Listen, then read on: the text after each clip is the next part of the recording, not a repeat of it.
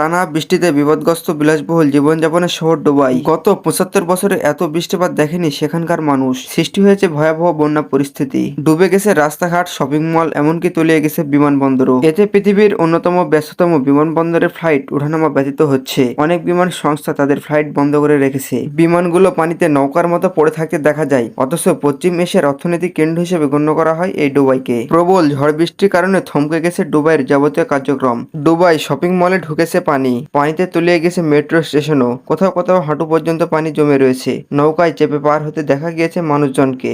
Social মিডিয়ায় দুবাইয়ের ছবি বা ভিডিও সামনে এসেছে। তাতে পানিতে খেলার মতো ভাসতে দেখা গিয়েছে গাড়িগুলোকে। রাস্তাঘাট সব জলমগ্ন হয়ে রয়েছে। গগনচণ্ডী বিল্ডিং এর সামনে পানি থই থই অবস্থা। দুবাই বিমানবন্দরে নামার কথা থাকলেও বিপর্যয়ের জেরে একাধিক বিমান ঘুরিয়ে নেওয়া হয়। স্কুল কলেজ আপাতত বন্ধ। আমিরাতে আল আইন, সৌদি আল হেলাল এর মধ্যে এশিয়ার চ্যাম্পিয়ন সেমিফাইনাল ম্যাচও আবহাওয়ার প্রভাব পড়েছে। ঝড় বৃষ্টির কারণে ২৪ ঘন্টার জন্য খেলাটি স্থগিত করা হয়। উঁচু বিল্ডিং, কৃত্রিম দ্বীপ, দামি দামি গাড়ি, বিলাসবহুল অদ্ভুত জীবনযাপনের জন্য বিখ্যাত শহর দুবাই। এ শহরে বৃষ্টির দেখা পাওয়াই যায় না, অথচ ভারী বৃষ্টি ও বন্যায় তলিয়ে গিয়েছে মরুদ্দেশ এই শহর। তাই প্রশ্ন উঠেছে, আচমকা কেন এত ভারী বৃষ্টিপাত হলো যে আধুনিক শহর দুবাই পানির নিচে তলিয়ে গিয়েছে? এর জন্য জলবায়ু পরিবর্তনকে দায়ী করছে বিশেষজ্ঞরা। জলবায়ু পরিবর্তনের জেরে এমন পরিস্থিতি বলে জানিয়েছেন আমিরাত এর সরকার। প্রায় এই আকাঙ্ক্ষা ঘটতে পারে বলে ধারণা তাদের। দুবাই এর বন্যা পরিস্থিতির জন্য বিশেষজ্ঞদের কেউ কেউ ক্লাউড ফ্লিটকে দায়ী করছেন।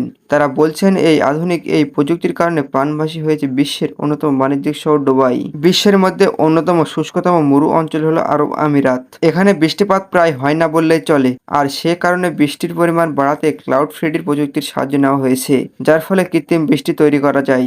এই প্রযুক্তির আসল কাজ হলো মরু অঞ্চলে পানির ঘাটতি মেটানো। এমনকি প্রতি বছর দুবাই প্রায় ১০০ কিলোমিটার বৃষ্টি হয়। সে তুলনায় ২৪ ঘন্টায় ৮০ কিলোমিটার বৃষ্টি হয়েছে। ৭৫ বছরের ইতিহাসে গত মঙ্গলবার সর্বাধিক বৃষ্টি হয়েছে বলে জানিয়েছেন আরব আমিরাতের সরকার।